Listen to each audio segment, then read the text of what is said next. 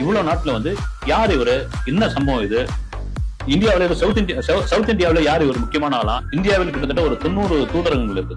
இந்த 90 தூதரகங்கள் இருக்கிற பெரும்பான்மையான அதிகாரிகள் பொதுவா தூதரக அதிகாரிகள் மேல்மட்ட ஒவ்வொரு தூதரகத்தினுடைய அதிகாரிகள் எந்த மாநிலத்தினுடைய சீஃப் மினிஸ்டரை ஒரு ஹை லெவல்ல இருக்கிறவங்க அவங்க சந்திக்கலாம். அவங்க சந்திக்கிறதுக்கு வெளியுறவுத்துறை அமைச்சர்கிட்ட பர்மிஷன் ஆகும். அப்படி வெளியுறவுத்துறை அமைச்சர் ஜெய்சங்கர் கிட்ட பல தூதரக அதிகாரிகள் விஜயை சந்திக்கிறதுக்கு பர்மிஷன் எடுத்தாங்க. ஒரு பெரிய ஆச்சரியமான செய்தியா இருக்கு. இந்தியாவில் கிட்டத்தட்ட 85 நாடுகளின் தூதரகங்கள் உள்ளன. இதில் பலரும் வெளியுறவுத்துறை அமைச்சர் ஜெய்சங்கருக்கு கடிதம் எழுதியுள்ளனர்.